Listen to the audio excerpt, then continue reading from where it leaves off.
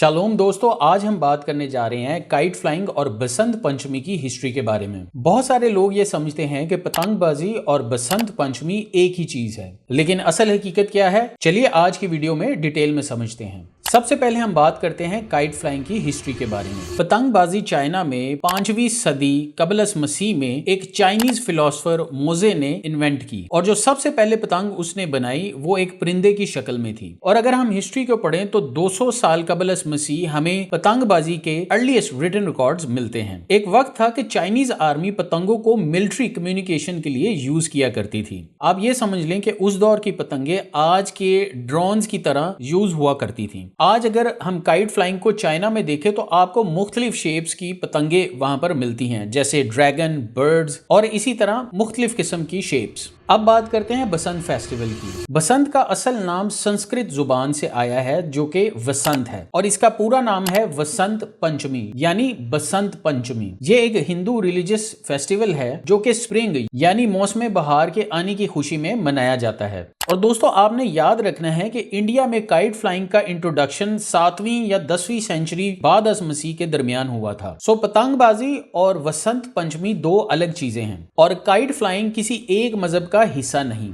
बसंत इन Christianity. दोस्तों, बसंत यानी kite flying हम क्रिश्चियंस के लिए एक गेम की तरह है। जैसे नॉन क्रिश्चियंस हॉकी, क्रिकेट और दीगर ऐसे खेल जो क्रिश्चियंस ने इन्वेंट किए खेलते हैं, इसी तरह हम भी काइट फ्लाइंग करते हैं, जिसका किसी भी रिलीजन से कोई ताल्लुक नहीं। अच्छा, एक नजर हम डालते हैं कि बसंत की वो ऐसी एक्टिविटीज जो क्रिश्चियन अकायद के मुताबिक नहीं है, वो भी मैं आपके साथ शेयर करता जाऊं। पहली चीज इसमें आपने देखनी है कि कोई भी जानलेवा डोर आपने इस्तेमाल नहीं करनी, यानी जो केमिकल वाली डोर होती है, क्योंकि इस गेम को हमने खेल की तरह लेना है, ना कि इसको एक खूनी खेल में कन्वर्ट करना है। क्योंकि अगर आप केमिकल डोर का इस्तेमाल करते हैं और खुदा न खास्ता किसी की जान जाती है तो आखिरत में इसका आपसे हिसाब लिया जाएगा। अच्छा, दूसरी चीज उसमें आती है कि बेहया और फाहिश गाने जो लोग सुनते हैं, आपने उनको यूज नहीं करना। इवन के हुकूमत पाकिस्तान ने भी तकरीबन 100 से ज्यादा ऐसे गानों को बैन किया है, और हमें भी गवर्नमेंट की हदायत पर अमल करना चाहिए। तीसरी चीज, किसी भी किस्म का नशा हमने नहीं करना, क्योंकि ये भी क्रिश्चियनिटी के अगेंस्ट है। और जैसे हम क्रिकेट या हॉकी को एज अ खेल के तौर पर खेलते हैं, इसी तरह बसंत को भी एज अ पतंगबाजी का खेल समझकर खेलें।